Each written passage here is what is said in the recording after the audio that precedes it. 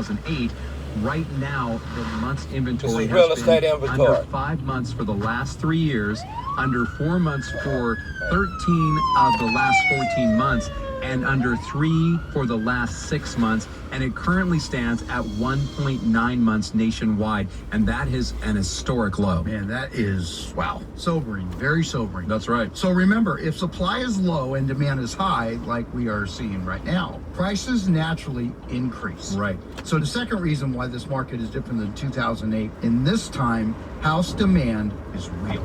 Yeah, during the housing boom in the mid-2000s, there's a guy named Robert Shiller, and he's an American economist. He coined this term irrational exuberance. And the definition of that term is unfounded market optimism or a frenzy that lacks a real foundation of fundamental valuation, but instead rests on psychological factors. Wow, Rob, I am That's what we're talking impressed. about back then. Yeah, and during the last bubble, people got caught up in the frenzy and bought houses based on unrealistic belief that the housing values would continue to increase. And I think a lot of people just expected those Yeah. values to skyrocket. Just Absolutely. keep on going. You know, my house is going to be worth $2 million right now. It's only worth $350, but it's Yep. going to be, a couple months. I just have to wait. And the mortgage industry, they really fed into that madness Boy, by didn't they? making, mortgage money available to just about anyone, as shown in the Mortgage Credit Availability Index, which is published by the Mortgage Bankers Association. And then there are a lot of numbers again. However, the higher the index, the easier it is to get a mortgage loan. The lower the index, the more difficult it is to obtain one. Yeah, and before the housing boom, the index stood just below 400. In 2006, the index hit an all-time high of over 868. And again, just about anyone could get a mortgage. Today, the index stands at just 122, which is well below the pre-boom level.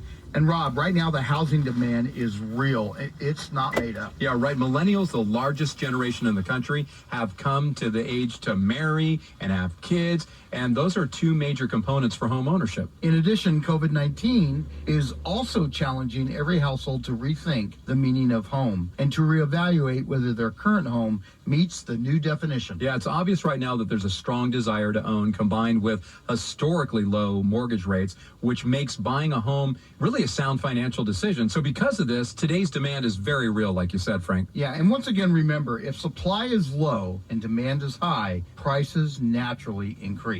Okay, the third reason why this market is different than scarcity. 2008 is this time households have plenty of equity. Yeah, Frank, once again, during the housing boom, it wasn't just purchasers who got caught up in the frenzy. Existing homeowners, they started using their homes like ATM machines. Yeah, there was a tsunami of cash out refis, which allowed homeowners to leverage the equity. From 2005 through 2007, Americans pulled out nearly $825 billion in equity, and that left many homeowners with little or no equity in their homes at a critical time. So as prices began to drop, some of those homeowners found themselves Upside in a down. negative equity situation where their mortgage was higher than the value of their home. And Rob, many people defaulted on their mortgage payments, which led to an avalanche of foreclosures. Yeah, now today, mortgage lenders and the American public have proved that they have learned a valuable lesson for the most part from the housing crisis a little over a decade ago. Cash out refinance volume over the last 3 years was less than a third of what it was compared to the 3 years leading up to the crash. And this more conservative viewpoint has created levels of home equity that we have never seen before. According to the Census Bureau data, over 38% of owner-occupied housing units are owned, now check this out, free and clear without any mortgage. Also, Adam Data Solutions, one of the That's where you companies that wanna we be, use to get bro. our data, just released wanna be their free fourth and quarter clear. 2020 U.S. So don't home equity refinance if report, you don't and it have showed to, that nearly 18 unless you're million gonna residential invest that money properties and in the flip that United money. States are Other considered than that, equity rich, pay your meaning that house the out, combined man. estimated You know, amount of the that's loans the best secured thing by you those can do. properties is 50% or less of their estimated market value. Man, Rob, our analytical listeners are just going crazy. They're going crazy right now. Crazy.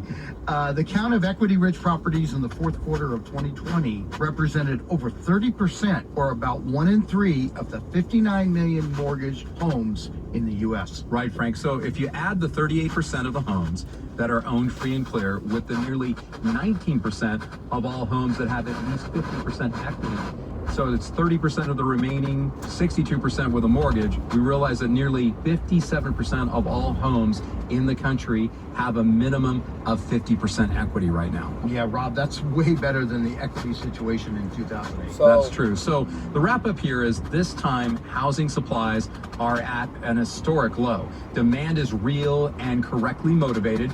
And yes, when the forbearance process is over, we should expect more homes to hit the market. However, they probably won't be short sales because most homeowners have equity. So even if they had to sell, they can still avoid foreclosure because they have a lot of equity. And even if there were to be drop in prices, homeowners have enough equity to be able to weather a dip in home values. This is nothing like 2008. In fact, it's the exact opposite. That's right, Frank. So if you're a potential home seller, you are definitely in the driver's seat. And with the Radio Realtors, we are all about options. So if your home is in great shape, you can do a traditional sale where the Radio Realtors will target market more potential buyers than anybody. With our target marketing, Rob, we are getting our sellers 20 to 200,000 more for their home. And remember, if your home just needs a little sprucing up, let us come by for a quick tour of your home and assess what needs. Bottom line is, I'm here in Sac. They're here in Sac. Here in Sacramento, I work for Lion Real Estate. I did mortgages for 5 years. Coldwell Banker, ERA Real Estate, and then I work for realestate.com in Nevada. So here in Sacramento, these realtors can help you here. One time I did have licenses in both states. Pretty hard on a brother to pay all the marketing fees. Nevertheless, I learned both of the markets. But I'm going to say this, and let me say this to all you people that just think it's a magic thing, just put your money in the bucket or do something where you say you believe in God for a home. Well, talk to a realtor, because just putting money in the bucket is not that might be the first step to support your groups or your churches or whatever. That's cool, because you need the word to be able to endure. But as far as professional help, most pastors don't know the process, don't know the FICO scores, don't know which FICO scores would put you in a loan that could cost you hundreds of more in monthly payments when you could have waited and got your credit score to a certain credit score that would give you buying power and lower your payment maybe by hundreds or thousands, at least $1,000. A lot of people don't know it. Like A paper back in the day, loans was 660 mid score, not your low score or your high score, your middle score. So that's what you want to look at. And then they back in the day could construct. Back in the day, meaning 2005, 2004, up till 2010 before the market crashed. So 660 does mean something over 640. 640 was considered subprime. I've seen payments on $300,000 houses in areas that, my God, the houses look depreciated because they might have been cheaply built. I'm not sure. But the people bought at the top of the market come in with a 620 FICO score, middle score. Of course, they got subprime rate, 6.5 for the first 200,000 and 7 or 6.5 startup rate on the 100,000 left with a cap of 12%. Man, if you do that over 30 years, you're talking $180,000 somewhere in that figure to the bank. So free and clear is free and clear. In America, it's a capitalist society, so we're just not in tune with the word as far as Joshua 1, helping each other get land and helping each other own free and clear. We are individual society and a capitalist society, so you probably won't get that from your pastors or your fivefold ministers, your prophets, apostles, evangelists, or teachers. It's a great idea. One Church City Impact collective group did buy land and build their seniors a senior complex, which now is a shelter for them. But the point I'm making is, when we look at debt, there was every 7 years to be released people of their debt. So, and you in Deuteronomy 15 were commanded to help your brother in debt. And then you look at all the Levitical laws, 25 land laws and things like that, you begin to see that they were, in the year of Jubilee, supposed to help the original tribal owners of land. The property went back to the original owners. Now, that's not going to happen here in America. The point I'm trying to make, they had land and they had their house. Free and clear. Then they started Deuteronomy 14, Deuteronomy 26, Malachi 3, 10, 11. Then they started tithing.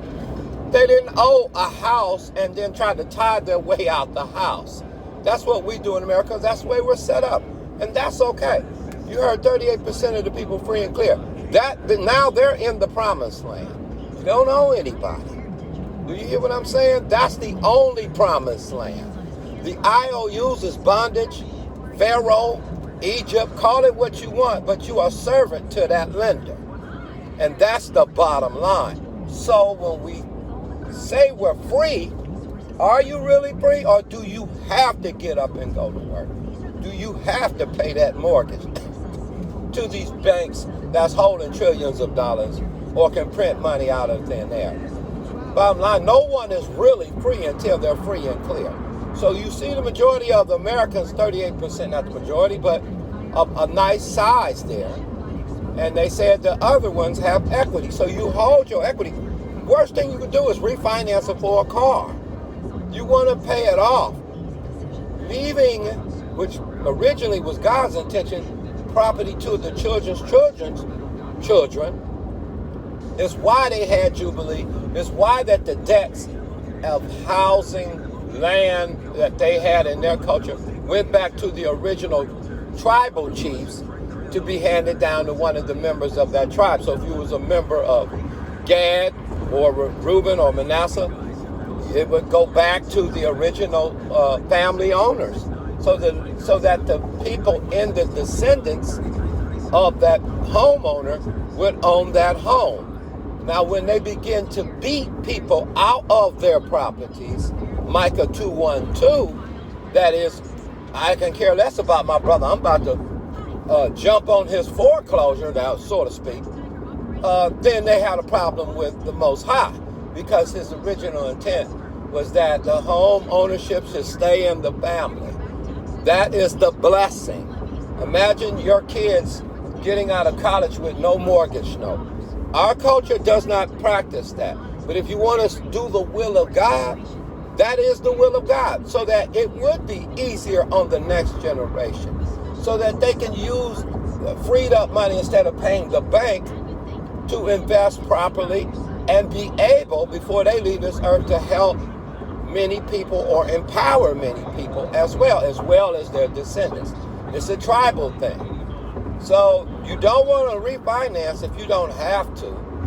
And if you do refinance and you don't turn that money over and make the right investment, such as when we would invested, such as Facebook came in with a couple $1 million when they first started, well, money wouldn't be a problem now. So if you're not doing something like that, where you know you're going to get that money, then don't refinance.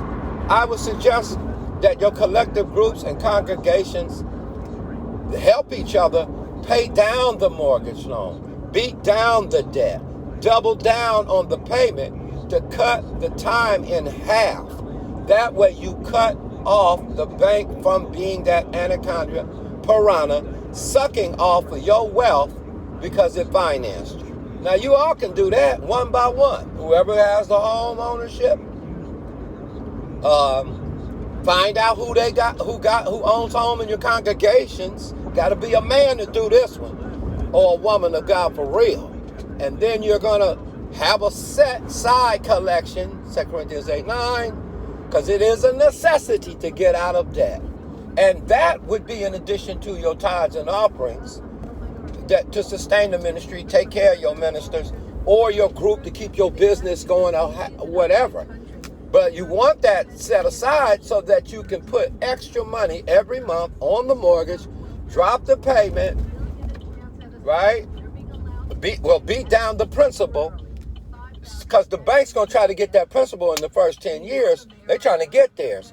So you beat it down to, if you could double, if you can triple, if your congregation or your collective group could triple those payments, man, and you pay off that house in 10 years, come on. If y'all had that kind of goal and then you're debt free, now you're in the land.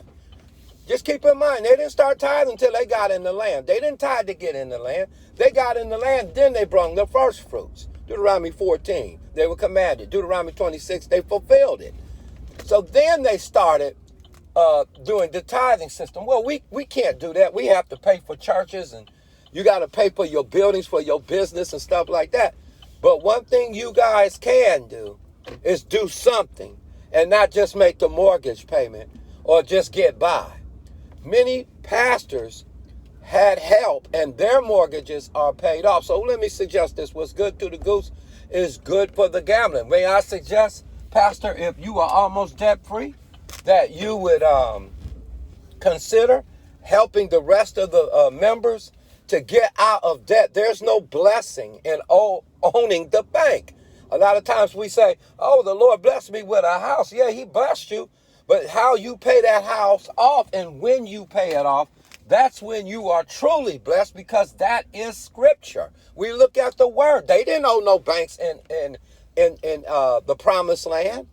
They didn't owe anybody. That's why they can bring 1/10 of their increase in the promised land and give it to God and help the poor and have an economy and no problem, because they were debt free when they got in the promised land. And if they did make a debt by IOU to their brethren, well, the good part about that is that every 7 years the debt was canceled. So we can see here, God didn't want them. The will of God was not for them to be in debt. So we should be careful in our testimonies. It's okay if you got a house, but if you pay it off in 30 years, where's the devourer rebuke for you tithers? No, the bank devoured $180,000 off a $300,000 loan at 6.5 interest on the first and at 12% cap on the second. That's a devourer. We don't want to bamboozle, hoodwink, or fool ourselves. Free and clear, double down, triple down. If your congregation, one by one, knock them down. Help them pay those principles down so you can get free and help your brethren who is in trouble. Probably worse in rents and stuff like that. So God bless you. Jeremiah 23 and Hoods.